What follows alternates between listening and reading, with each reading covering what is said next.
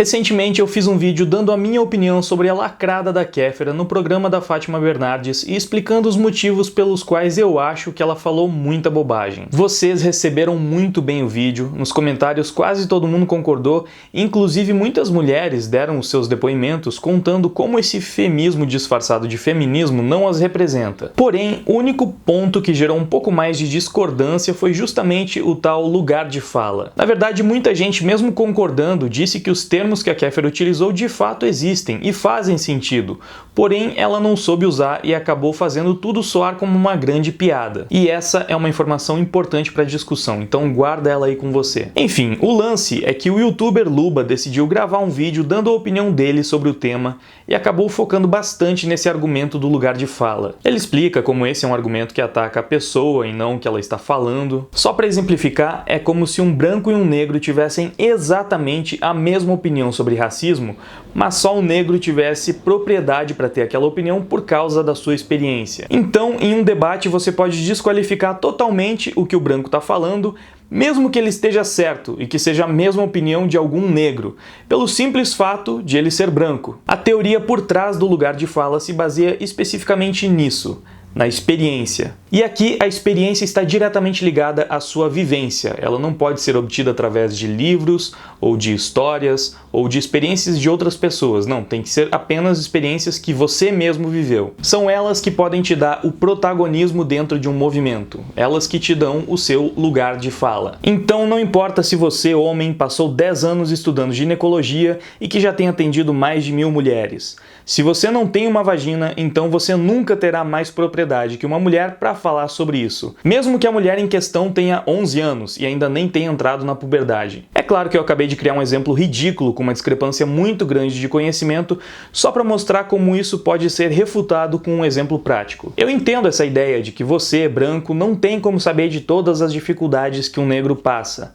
Só que eu não vejo sentido em você querer impedir um branco de falar sobre isso se ele quiser. Ah, mas se ele não sabe, então ele vai falar bobagem. Tá, e daí? Você quer proibir as pessoas de falar bobagem, então? Vamos fazer com que apenas quem sabe tocar pelo menos um instrumento possa falar sobre música? E que tal apenas quem fez teatro ou cinema poder comentar filmes? Apenas quem esteve no Holocausto pode falar sobre o nazismo? Pois é, você provavelmente tem uma opinião sobre o nazismo, né?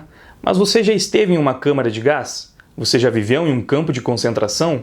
Você acha que sabe de tudo que os judeus passaram porque assistiu a Lista de Schindler, A Vida é Bela ou O Menino do Pijama Listrado? Se você já assistiu qualquer um desses filmes sobre a Segunda Guerra, muito provavelmente você chorou e ficou com raiva da Alemanha em algum momento. E sabe por que você sentiu isso? Por causa de uma coisinha maravilhosa que todo ser humano pode ter, independente de sexo, credo ou raça.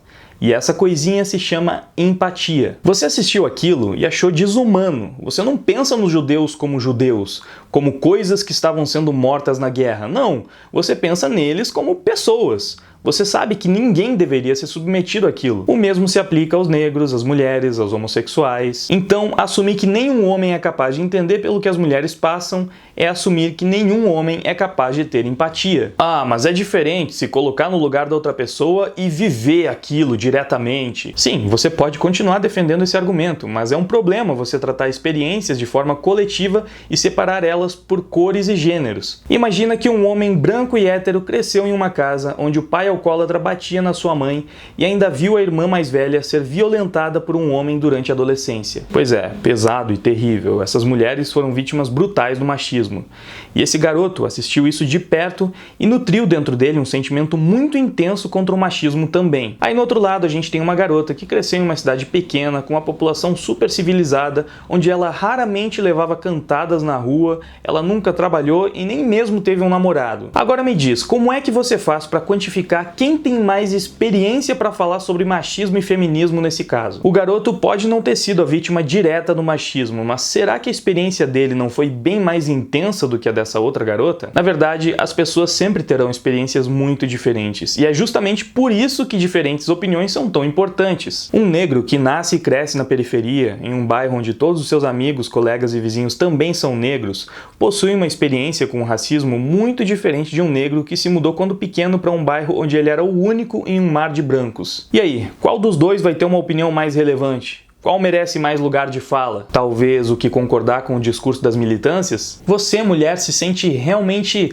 incapaz de se colocar no lugar de um homem e de entender o sofrimento que ele passa por não poder chorar, porque senão isso é tido como fragilidade e ele é mal visto pelos outros homens, e a forma como o machismo também prejudica ele. Não, você não consegue entender esse tipo de sentimento, você não consegue entender isso, para você é totalmente impossível se colocar nessa situação, ter um pouco de empatia de fato. Não dá, você realmente não consegue ter uma opinião sobre isso, menos ainda ter uma opinião mais interessante, mais representativa, mais significante do que a de qualquer homem. Mesmo que seja um cara extremamente burro que não consegue nem falar direito, não, a opinião dele continua sendo muito mais importante do que a sua, porque você é totalmente incapaz de se colocar nessa situação. Mesmo que todos os homens do mundo de fato fossem completamente ignorantes, a ponto de serem literalmente incapazes de tecer uma boa opinião sobre o feminismo, ainda assim eles deveriam ter todo o espaço que quisessem para falar suas bobagens, porque falar merda também é um direito do ser humano. A Kéfera não foi em rede nacional usar todos os termos do feminismo de forma equivocada, como as próprias feministas apontaram? No lugar dela, não seria melhor um homem que pelo menos tivesse usado os termos da forma correta? Ou só ela tem o direito de falar bobagem simplesmente por ser mulher? Na prática, o argumento do lugar de fala funciona basicamente como um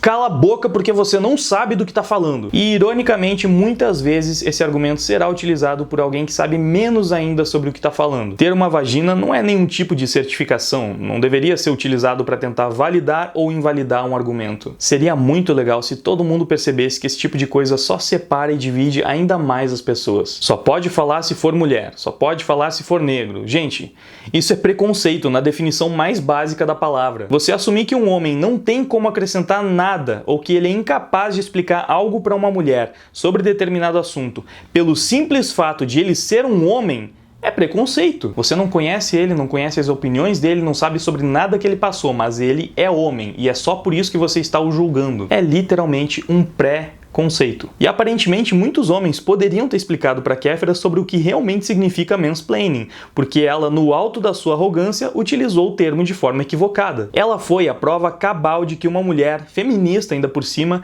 não necessariamente sabe mais sobre o feminismo do que um homem, apenas por ser uma mulher. Claro, ela pode saber mais do que muitos homens, mas ela com certeza também sabe menos do que vários outros. Mas nenhum desses pode explicar isso para ela porque são homens, só. Quando você manda alguém calar a boca, você não vence a discussão, você interrompe a discussão e impede que ela traga qualquer coisa de positivo para os dois lados. Eu nunca vi um cala sua boca convencer ninguém de nada. Para que alguém leve os seus ideais a sério, você vai precisar fazer bem melhor do que isso. E uma boa prova de que o lugar de fala é praticamente a morte da empatia é justamente o caso do Luba. A opinião dele sobre o assunto foi excelente.